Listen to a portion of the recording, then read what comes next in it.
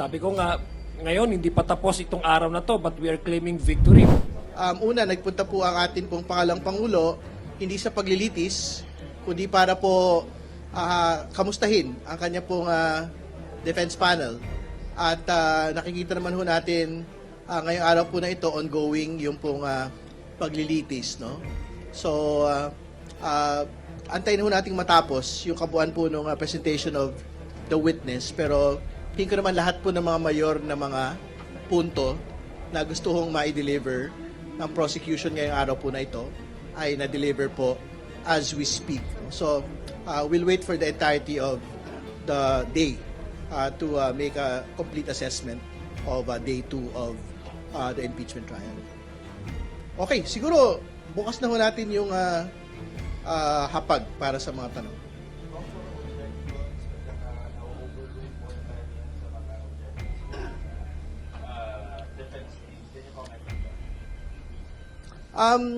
Meron po kasi talagang mga objections na tingin ko bilang abogado parang a bit impertinent already, no? Marami ho mga tanong doon, marami objections doon, halos pa ulit-ulit. Hindi ba? But I think that is the job of the lawyer to do. So siguro naman kung bahagi ako ng defense panel, baka yun yung kailangan ko rin po talaga gawin para tiyakin na hindi ho makapasok yung mga ebidensya na dapat pong hindi makapasok, no? Para maprotektahan ko po yung kliyente ko. But that is their strategy, and we will respect that particular strategy. I mean, malaya naman ho sila to implement whichever trial strategy and tactics that they would want to undertake. Pero syempre, they will have to contend with the reality of the court as well, na objections will ultimately have to be sustained or will have to be overruled. No? So, and that is what they are seeing today. Now, there are a series of overruled objections by the defense panel.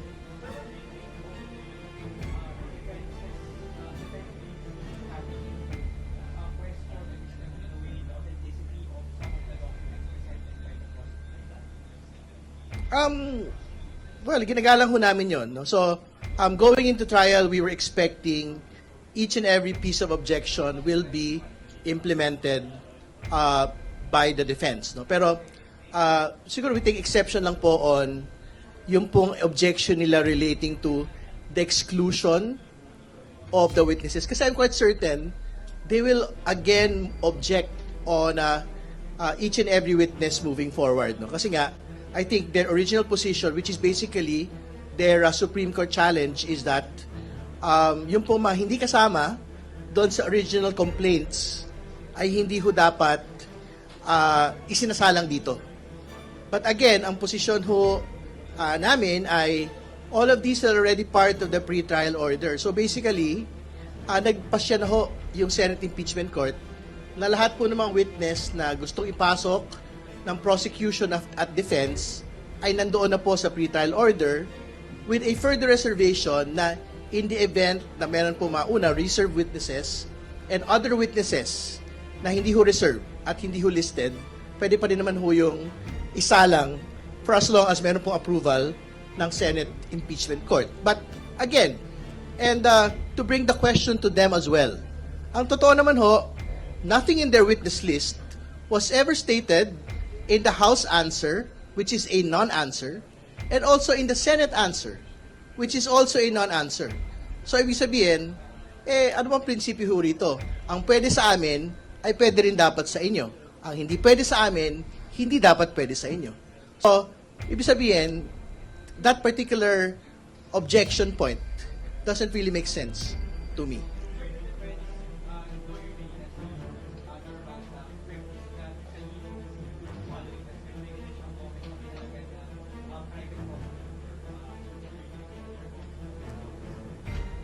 I don't understand why defense or lawyers are actually allowed to make their ideas known, ano?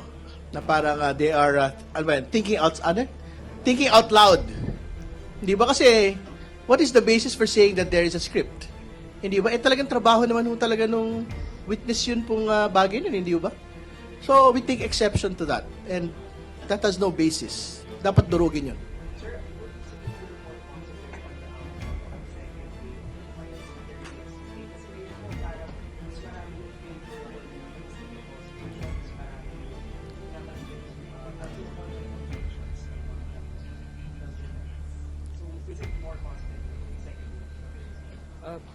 Dadagdag ko lang before our prosecutary, no? Ito'y parati natin sinasabi from the very start. Once the trial begins, makikita natin yung katotohanan. Ito yung katotohanan eh. The evidence will speak. Nakita din natin kung anong strategy ng defense is actually to mute the evidence or to do anything that they can technically not to allow the court to appreciate the evidence. So andun na tayo to a point that they even raised a question about the about the witness being about the witness capacity or his even expertise on taking the witness stand, no? So it's very clear now that sabi ko nga ngayon hindi pa tapos itong araw na to, but we are claiming victory because all the motions that were raised by the defense most of them were overruled. And we are very thankful to the presiding officer because alam niya yung mga strategy na ganito, no? So ultimately, nakita natin ng taong bayan ngayon na habang tumutuloy itong impeachment trial, very clear na talagang na lumalabas at lumalakas yung panawagan ng prosecution na ipakita sa taong bayan yung katotohanan. And that's what we've been seeing now so far on the first day, no? Pwede kong dagdagan yung tanong ni Dwight kanina yung sa script saka dun sa numerous objections. May nag-coach kasi kanina. Kanina umaga may nag-coach. Yun ang turo niya nung pumunta siya dito. Hindi ko alam. Pero ang alam ko, yung preparation will always beat the objection. So, kita-kita po natin na handang-handa po ang prosecutors kanina. Diba?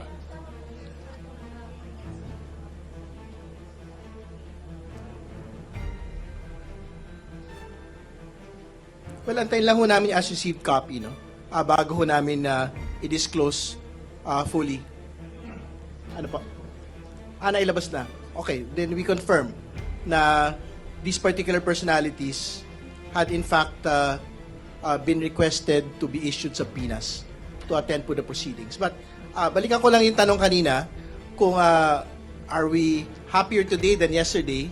Ang totoo naman ho, it is the same high expectations that we've seen from yesterday. Katulad ng sinasabi kahapon, the fact that we had reached impeachment trial day is already the victory in itself. And on the second day, ganun pa rin naman ho. We are presenting the evidence as we had promised the nation. So, malaking bagay po ito. Itong dalawang nagdaang mga araw po na ito. And more importantly, we're not keeping tabs naman po on yung tally. Wala kaming tally sheet. Kung sino ho yung na-reject yung objection, sino ho yung na-sustain yung objection, sino ho yung nautal. Kasi, ang mahalaga naman po dito, yung pagpapalabas ho mismo ng ebidensya, either ng prosecution or ng depensa. So, pareho lang po. Yung high expectations namin of yesterday is the same high expectations that we had today.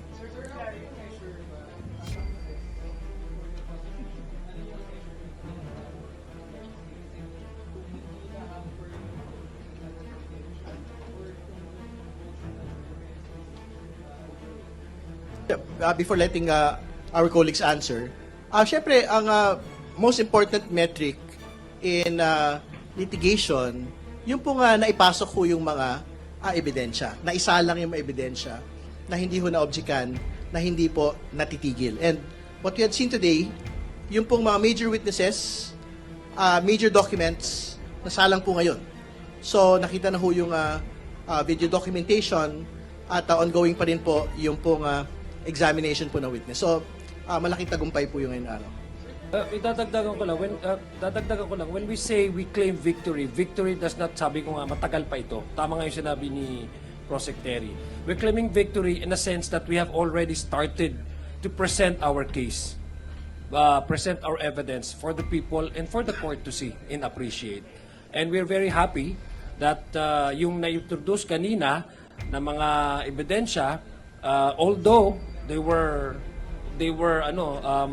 challenged by the defense, which basically we respect that because that's part of their strategy, but still it was overruled, and it has reached a point where babalikan yon, and then probably sabi nga ni Prosecutor, probably this will be later on introduced as an evidence. So in that sense, we have already started the trial, and we have already shown to the public what evidence we have.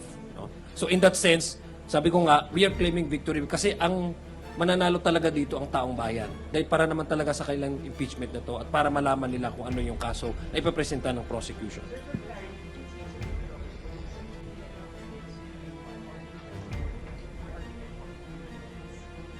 Tama po yun kasi I think very relevant siya dun sa press conference kung saan na-utter yung pong threats against the president.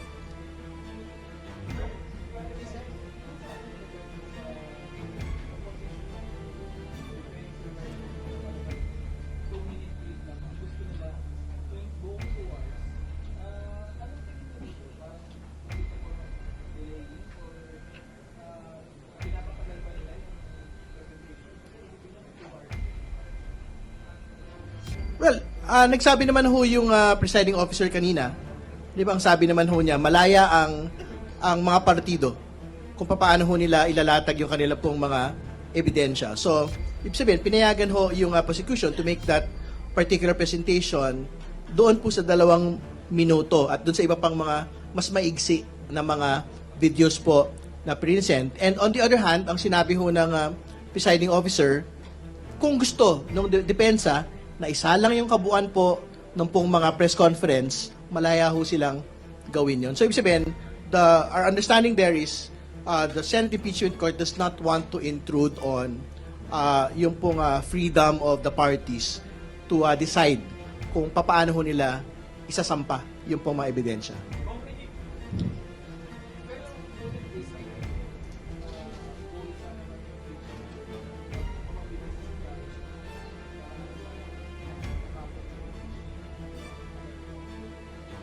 Well, meron naman din pong merit yung gustong sabihin ng defense, no?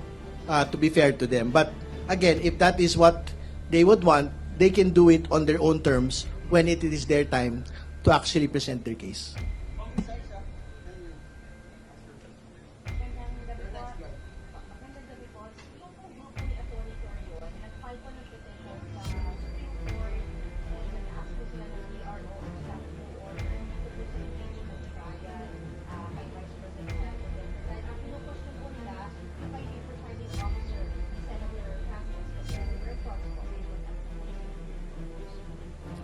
Yung kasi ang bread and butter nila, mag-file ng TRO.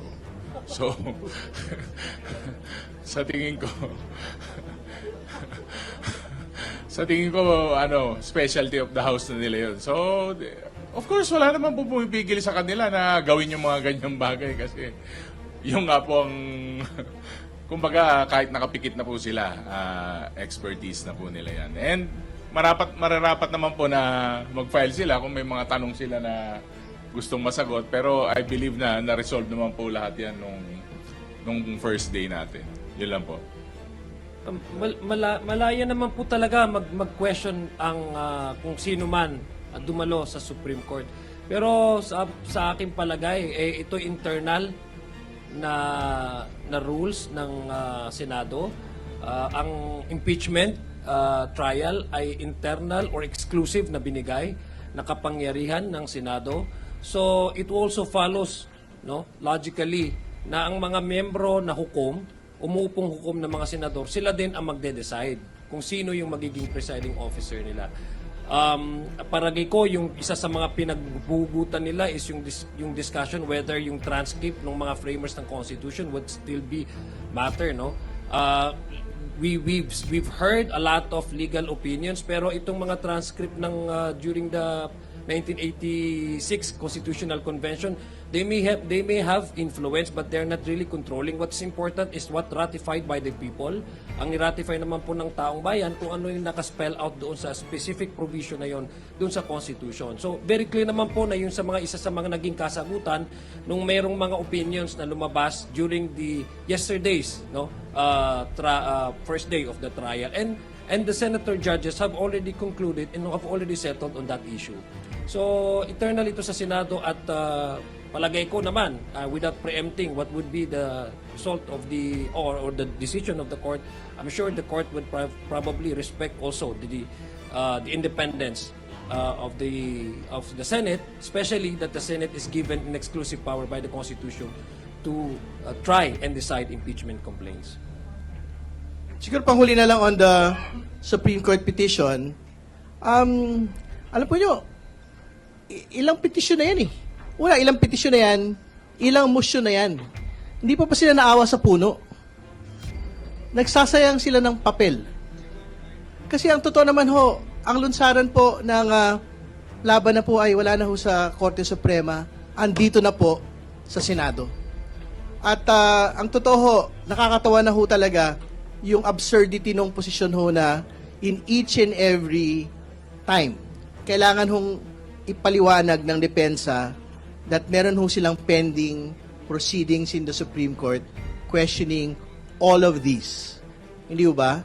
Kaya they're free to do it, but we will proceed with the impeachment trial until the very end. Idadagdag ko lang, those groups are associated with the respondent. It's very obvious lahat ng ginagawa nila to delay. And unfortunately, na-frustrate sila ng Constitution because it has already started. And hanggang ngayon, ay hindi sila nawawalan ng pag-asa para i-delay. Pero pasensya na po, ang Constitution po at alam po ng ating mga senador huwes kung ano yung katungkulan nila. Tuloy na po yung proceedings. Kaya nga po sinasabi namin, this is already a victory for us because the impeachment trial has already started despite the efforts of some of those who want to delay this or to stop this. May kumpiyansa kayo na hindi mapapahinto itong impeachment proceedings against the President? Tingin ko wala na hong makakapigil dito at this point.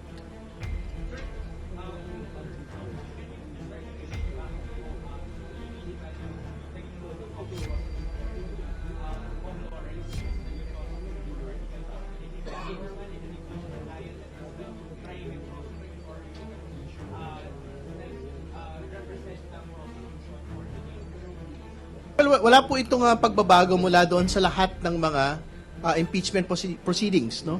As far back as the Estrada impeachment and the Corona impeachment, ang kadalasan po ay paghahati po ng trabaho, no?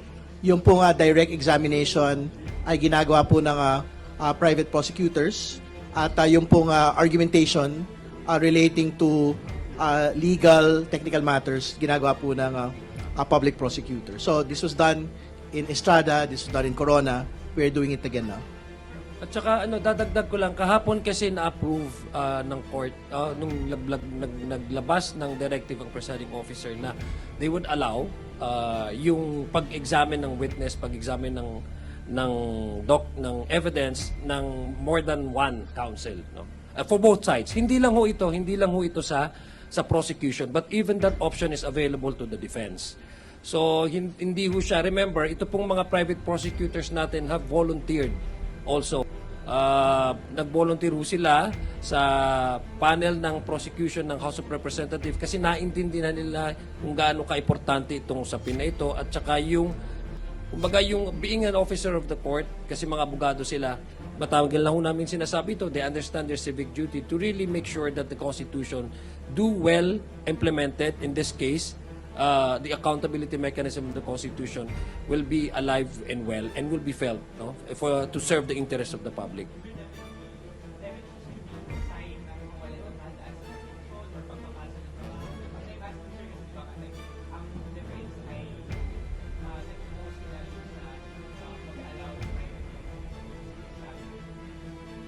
Wala akong ganun. Talagang very clear-cut naman po yung hatian ng trabaho po ng public prosecutors and private prosecutors. Nakita naman natin, for example, doon sa mga general argumentation, yung mga public prosecutors po talaga yung nagpapaliwanag. Nakita natin yung kahapon, nakita natin ngayon. Pero yung direct and other aspects, ibinibigay po namin ito sa private prosecution. But again, to be clear, it is still under the control and supervision naman po ng pong private prosecutor, ng public prosecutors. Gusto ko lang talagang i-reiterate and highlight, no? Kasi yung ganong klaseng framing, baka yun na lumalabas, no? Volunteers po itong mga private prosecutors natin. The House Prosecution Panel did not actually ask them to be part of the prosecution team. They have volunteered their services pro bono.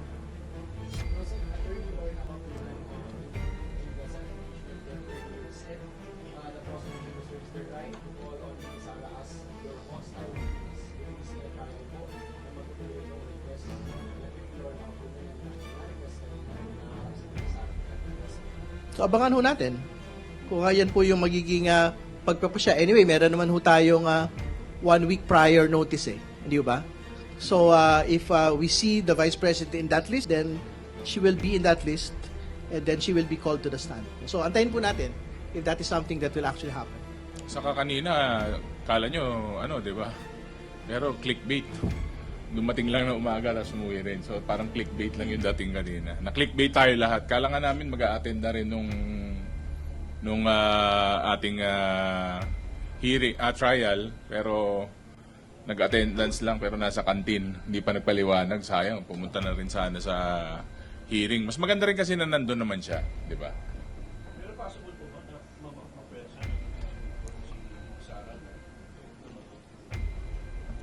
Well, meron pong right against self-incrimination po yung ating mga respondent, mga akusado, hindi ba? So ultimately, siya yung magpapasya kung gusto ho niyang maisalang doon pagka ho ipinatawag siya. But we will make that request in due time and kung nakabatay ho talaga sa pangangailangan ng prosecution. Idadagdag ko lang, I think yung pag-raise nung request na yun ni Attorney Kapunan, ang sinabi niya, we are not waiving that option. We are reserving that right. Ibig sabihin, kung dumating sa punto na the only way to prove, for example, the case of the prosecution is also to request the presence of Vice President Sara as probably a hostile witness, then that option is available and open to the prosecution. Hindi naman nag-rule din ng presiding officer, so that would be a discussion that will later on be tackled by the impeachment court.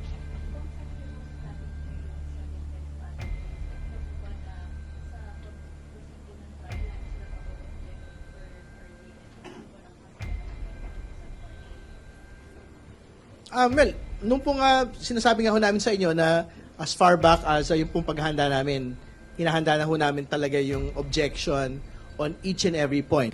So, yan ho yung basically implementation po ng paghahanda na yon. No? At tingin ko naman ho, what we had seen today is, yun na naipakita naman ho namin yung relevancy, materiality, nung pong lahat ng aspeto ng testimonya po ng witness. So, malaking bagay po yun sa amin.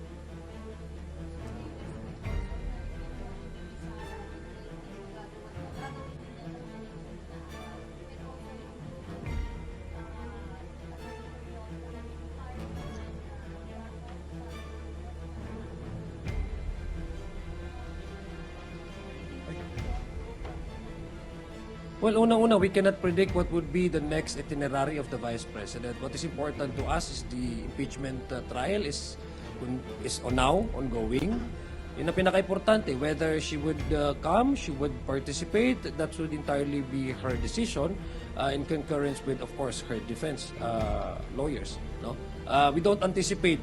Kami po ay handa. Sabi nga po ni Congressman Terry, handa po ang prosecution, nakalatag po, very klaro. Even during our pre-trial brief, very clear, nakalatag lahat sa pre-trial brief ang prosecution panel. So, handa po kami. Kaya nga po lahat ng mga objection nila ng defense ay now overruled dahil ganun po kahanda ang prosecution. So, our focus is how to present to the public and to the Senate the case that we have promised to the public, that we will present not only truthful information but also making sure that yung accountability mechanism, parati po natin na naririnig ito. Pasensya na po kung nagiging cliche, pero ito po talaga yung pinaka-crux ng aming paninindigan, dapat ay maging epektibo yung mekanismo ng pananagutan dito sa bansa.